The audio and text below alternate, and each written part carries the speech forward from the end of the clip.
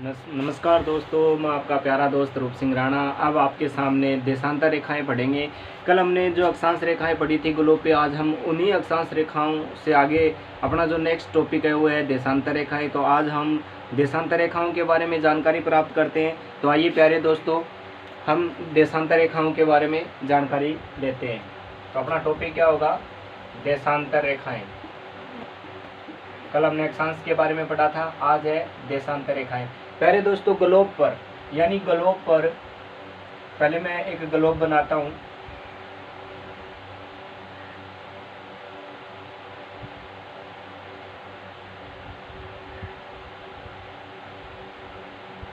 ये ग्लोब बना दिया, यानी नॉर्थ से साउथ यानी उत्तर से दक्षिण। क्या हो गया? उत्तर से दक्षिण खींची गई वो काल्पनिक रेखाएं, ग्लोब पर उत्तर से दक्षिण खींची गई वो काल्पनिक रेखाएं जो ग्लोब को दो भागों में विभाजित करती है। कौन से भागों में विभाजित करती है? दो भागों में विभाजित करती है। उन दोनों भागों को किस नाम से जाना जाता है? एक को तो जाना जाता है पूर्वी गोलार्ध, जो ये वाला है, और एक को जाना जाता है पश्चिमी गोलार्ध, यानी दो गोलार्धों में विभाजित करता है। तो ये तो हो गया पश्चिमी गोलार्ध और ये हो गया पूर्वी गोलार्ध। ठीक है, तो जो नॉर्थ और साउथ है, ये साउथ को दर्शाने वाली रेखा को देशांतर रेखा कहा जाता है। इसको देशांतर रेखा के नाम से जाना जाता है। किस नाम से जाना जाता है? देशांतर रेखा के नाम से जाना जाता है। जो ग्लोब को नॉर्थ से साउथ की ओर विभाजित दो भागों में करती है, उस रेखा को देशांतर रेखा के नाम से जाना जाता है। अब जो ये देशांतर है, इस देशांतर के अलग अलग नाम है। अब वो कौन कौन से नाम है? इस देशांतर को 0 डिग्री देशांतर भी कहा जाता है। 0 डिग्री देशांतर भी कहा जाता है। 0 डिग्री देशांतर भी कहा जाता है। इसी को ग्रीनविच रेखा भी कहा जाता है। इसी को क्या कहा जाता है? ग्रीनविच रेखा भी कहा जाता है। इसी को ग्रीनविच रेखा कहा जाता है। तो इसको अंतरराष्ट्रीय समय रेखा के नाम से भी जाना जाता है। अगर हम इंग्लिश में इसकी बात करें तो इसको GMT और UT के नाम से भी जाना जाता है। Greenwich time and universal time. ठीक है ना? Greenwich time and universal time, universal अंतरराष्ट्रीय समय हो गया और ग्रीनविच टाइम हो गया। अब बात करते हैं कि ये जो समय है, जो अपना जो देशांतर है, ठीक है, इस देशांतर यानी 0 डिग्री देशांतर, जो 0 डिग्री देशांतर दर्शाता है, जो नॉर्थ से लेके साउथ तक है, ये 0 डिग्री देशांतर कहाँ से गुजरता है? ये भी क्वेश्चन पूछा जाता है। तो प्यारे दोस्तों, यूरोप महाद्वीप में, यानी यूरोप महाद्वीप है, जानते हो आप सभी, यूरोप महाद्वीप का एक देश है। तो इस देश का नाम है इंग्लैंड। देश का क्या नाम है?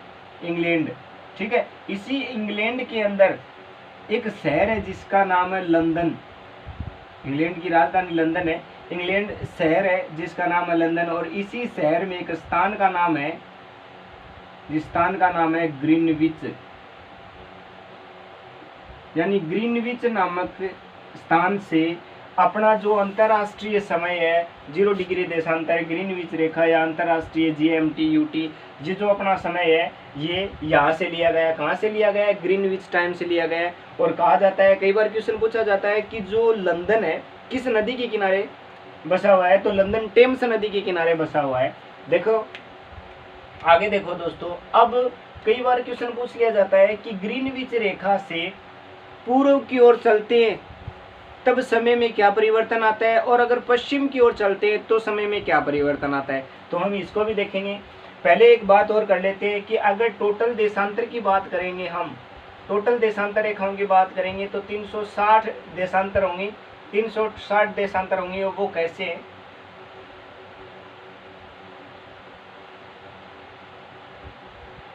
इस तरह से ग्लोब पे दर्शाई हुई ये काल्पनिक रेखाएं देशांतर रेखाएं कहलाती है।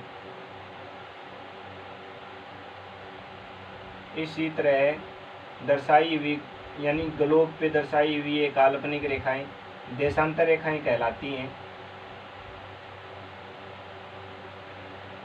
अब देखो, अगर इधर से बढ़ते हैं तो देखो ये 0 डिग्री हो गया, ये 15 डिग्री हो गया, 30 डिग्री हो गया, 45 डिग्री हो गया, ये 60 डिग्री हो गया, 75 डिग्री हो गया, ये 90 डिग्री हो गया। ठीक है ना, इसी प्रकार चलते रहते हैं, ठीक है, इसी प्रकार इधर चलते रहते हैं, ठीक है। तो ये हो गया। अब मैं बात करता हूँ टोटल देशांतर कितने हो गए, 360 हो गया। अब कई बार क्वेश्चन पूछा जाता है कि जो देशांतर रेखाएं हैं, दो देशांतरों के मध्य की दूरी बताओ, ठीक है ना। अगर आपसे ये पूछ ले कि उत्तरी ध्रुव से दक्षिणी ध्रुव के मध्य बताओ, तब इनका सस्पेंस होगा वो कम होगा, इनकी दूरी होगी वो कम होगी। लेकिन अगर आपको पूछ लिया जाए कि सर्वाधिक दूरी कहाँ मिलती है, तो भूमध्य रेखा के आसपास, यानी जो भूमध्य रेखा है ना, इसके आसपास सर्वाधिक दूरी मिलती है। देखो देखो, इसके आसपास सर्वाधिक अंतराल मिलता है। तो भूमध्य रेखा के आसपास की जो दूरी है, यानी दो देशांतरों के मध्य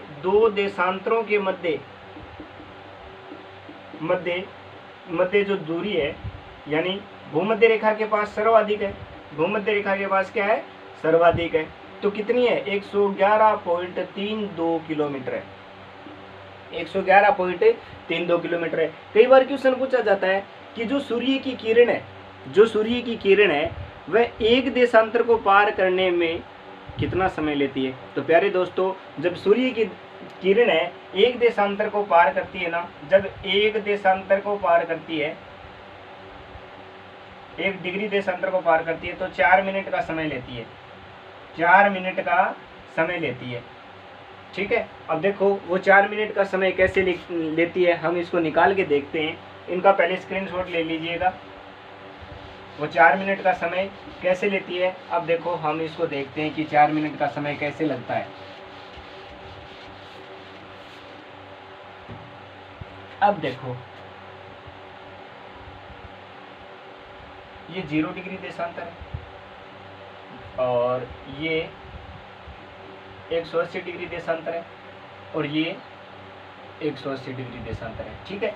अब इस 0 डिग्री देशांतर से इधर जो 180 डिग्री तक अगर पहुंचते हैं हम ना, पूर्व की ओर पहुंचते हैं, तब 12 घंटे लगते हैं, ठीक है।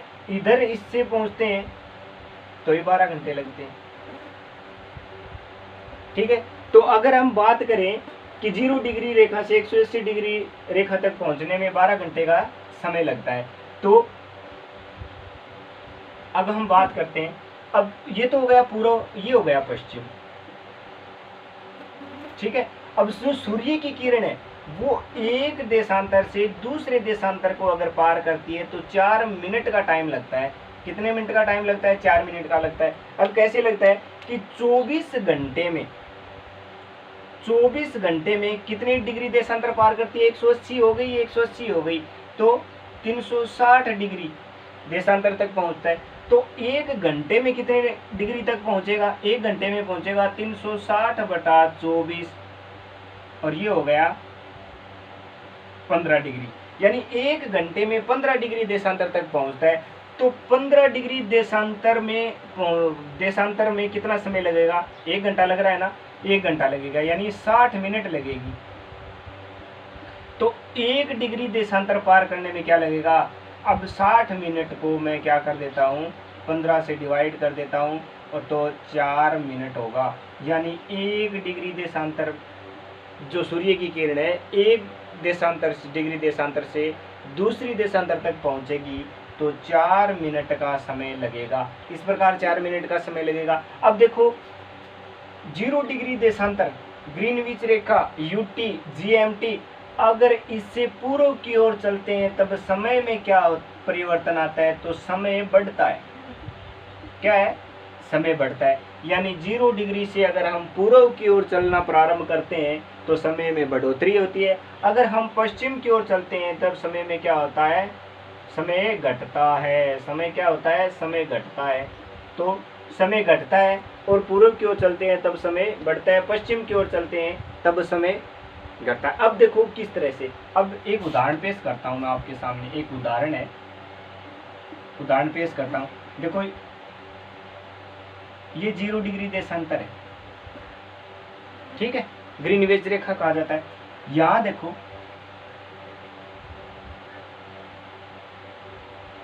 ये जो भारत की 82.5 डिग्री है समय मानक रेखा, यानी IST, इंडियन स्टैंडर्ड टाइम, ठीक है ना। 82 डिग्री देशांतर जो भारत की जो समय मानक रेखा है, इसके बारे में हम जानकारी प्राप्त करेंगे, लेकिन पहले मैं आपको बताता हूँ कैसे। अब देखो यहाँ 12 बजे, तो भारत में कितने बजेंगे, यहाँ 12 बजे तो भारत में कितने बजेंगे, अब वो कैसे निकालेंगे। अब देखो कि इन दोनों के मध्य अंतर कितना है, यानी 0 से यहां तक चलते हैं तो इन दोनों के मध्य जो अंतराल होगा वो 182 होगा, जो इनके मध्य वो 82 होगा। तो 1 डिग्री पार करने में 4 मिनट का समय लगता है, तो 82 डिग्री पार करने में, 82 डिग्री देशांतर पार करने में कितना समय लगेगा, तो हम बात करते हैं तो ये होगा 330 मिनट, ठीक है ना, 330 मिनट होगा। अब 330 मिनट होगा, अब इसको अगर हम घंटा में बदलते हैं तो